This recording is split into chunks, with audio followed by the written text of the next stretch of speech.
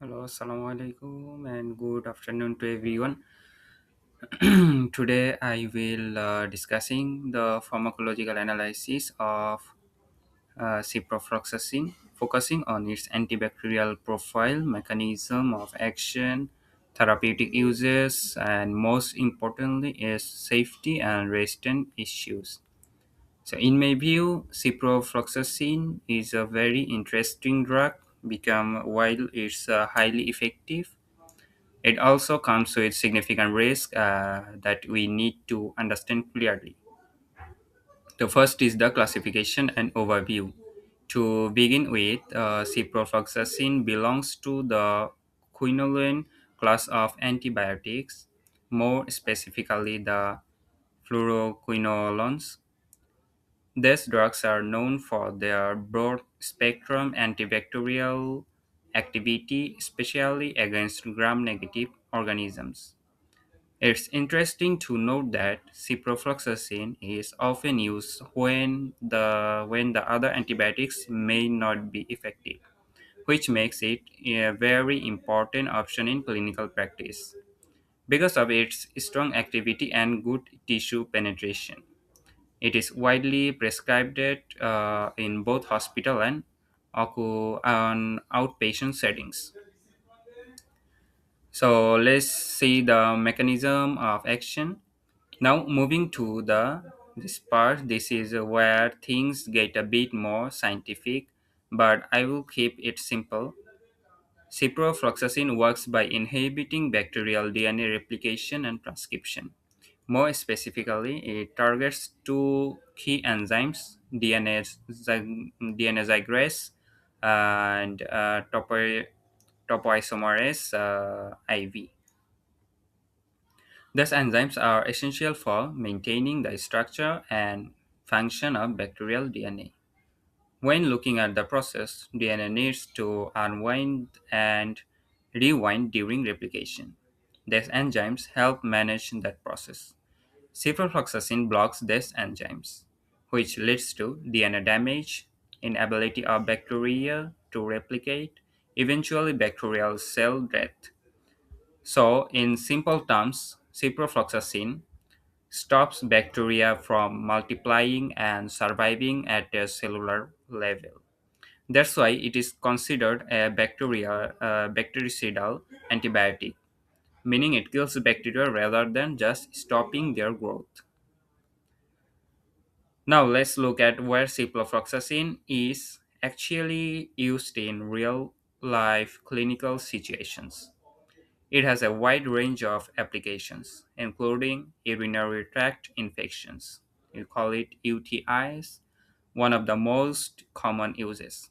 Respiratory tract infections, skin and soft tissue infections, bone and joint infections, intra abdominal infections, certain sexually transmitted infections, traveler's diarrhea, typhoid fever.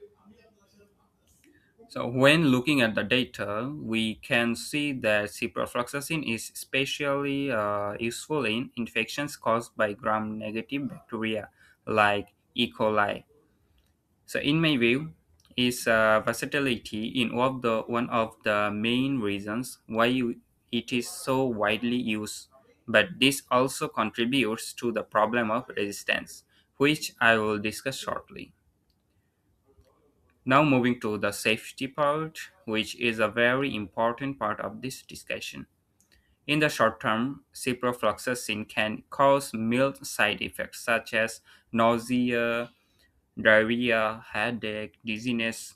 These are usually manageable and temporary. However, in the long term, the effect can be more serious, like effects on the muscles and tendons, possible nerve damage, impact on the central nervous system, such as a confusion or anxiety.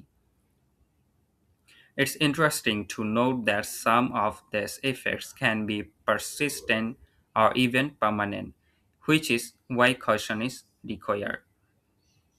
So, one of the biggest challenges today is antibiotic resistance. Overuse and misuse of ciprofloxacin have led to bacteria becoming resistant, meaning the drug becomes less effective over time.